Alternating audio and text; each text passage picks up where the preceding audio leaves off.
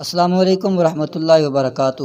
دوستو، بنی اسرائیل کا نظام یوں چلتا تھا کہ ہمیشہ ان لوگوں میں ایک بادشاہ ہوتا تھا جو ملکی نظام چلاتا تھا، اور ایک نبی ہوتا تھا جو نظام شریعت اور دینی امور کی ہدایت و رہنمائی کیا کرتا تھا۔ اور یوں دستور چلا آتا تھا کہ بادشاہی یہود ابن یعقوب علیہ السلام کے خاندان میں رہتی تھی، اور نبوت لادی بن یعقوب علیہ السلام کے خاندان کا ترائے امتیاز تھا۔ حضرت شمویل علیہ السلام جب نبوت سے سرفراز کیے گئے تو ان کے زمانے میں کوئی بادشاہ نہیں تھا، تو بنی اسرائیل نے آپ سے درخواست کی کہ آپ کسی کو ہمارا بادشاہ بنا دیجئے، تو آپ نے حکم خداوندی کے مطابق طالوت کو بادشاہ بنا دیا، جو بنی اسرائیل میں سب سے زیادہ طاقتور اور سب سے بڑا عالم تھا، لیکن بہت ہی غریب و مفلس تھا۔ چمڑا پکا کر، بکریوں کی چروائی کر کے زندگی بسر کرتا تھا۔ اس پر بنی اسرائیل کو اعتراض ہوا کہ طالوت شاہی خاندان سے نہیں ہے، لہٰذا یہ کیوں کر اور کیسے ہمارا بادشاہ ہو سکتا ہے؟ اس سے زیادہ تو بادشاہت کے حقدار ہم لوگ ہیں، کیونکہ ہم لوگ شاہی خاندان سے ہیں۔ پھر طالوت کے پاس کچھ زیادہ مال بھی نہیں ہے۔ ایک غریب و مفلس انسان بھلا تخت شاہی کے لائق کیوں کر ہو سکتا ہے؟ بنی اسرائیل کے ان اعتراض کا جواب دیتے ہوئے حضرت شمویل علیہ السلام نے یہ تقریر فرمائی۔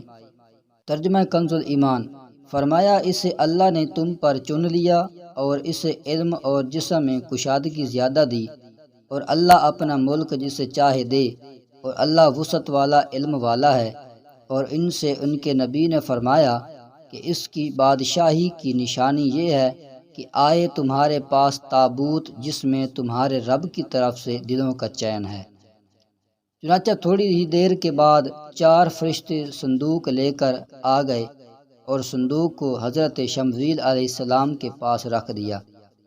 یہ دیکھ کر تمام بنی اسرائیل نے طالوت کی بادشاہی کو تسلیم کر لیا، اور آپ نے بادشاہ بن کر نہ صرف انتظام ملکی سنبھالا بلکہ بنی اسرائیل کی فوج بھرتی کر کے قوم عمالقہ کے کفار سے جہاد بھی فرمایا۔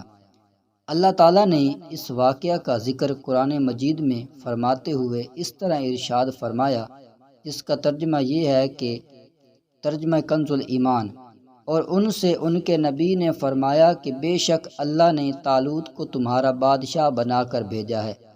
بولے اسے ہم پر بادشاہی کیوں کر ہوگی، اور ہم اس سے زیادہ سلطنت کے مستحق ہیں، اور اسے مال میں بھی وسعت نہیں دی گئی۔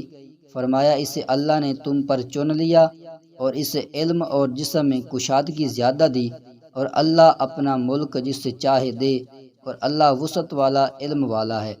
اور ان سے ان کے نبی نے فرمایا اس کی بادشاہی کی نشانی یہ ہے کہ آئے تمہارے پاس تابوت جس میں تمہارے رب کی طرف سے دلوں کا چین ہے اور کچھ بچی ہوئی چیزیں ہیں۔ معزز موسیٰ اور معزز ہارون کے ترکے کی اٹھاتے لائیں گے اسے فرشتے، بے شک اس میں بڑی نشانی ہے تمہارے لیے اگر ایمان رکھتے ہو۔ درس ہدایت، اس واقعہ سے جہاں بہت سے مسائل پر روشنی پڑتی ہے، ایک بہت ہی واضح درس یہ ملتا ہے کہ اللہ تبارک و تعالیٰ کے فضل اور اس کی نوازش کی کوئی حد نہیں ہے۔ وہ چاہے تو چھوٹے سے چھوٹے آدمی کو منٹوں بلکہ سیکنڈوں میں بڑے سے بڑا آدمی بنا دے۔ دیکھ لو، حضرت طالوت ایک بہت ہی کم درجے کے آدمی تھے، اور اتنے مفلس تھے کہ یا تو دبگر تھے جو چمڑے کو دباغت دے کر اپنی روزی حاصل کرتے تھے، یا بکریاں چرا کر اس کی اجرت سے گزر بسر کرتے تھے، مگر لمحہ بھر میں اللہ تعالیٰ نے انہیں صاحب تخت و تاج بنا کر بادشاہ بنا دیا۔ اس واقعے سے اور قرآن مجید کی عبارت سے معلوم ہوا کہ جسمانی توانائی اور علم کی وسعت و بادشاہی کے لیے مالداری سے زیادہ ضروری ہے، کیونکہ بغیر جسمانی طاقت اور علم کے نظام ملکی کو چلانا اور سلطنت کا انتظام کرنا تقریباً محال اور ناممکن ہے۔ اس سے ظاہر ہوا کہ علم کا درجہ مال سے بہت بلند تر ہے۔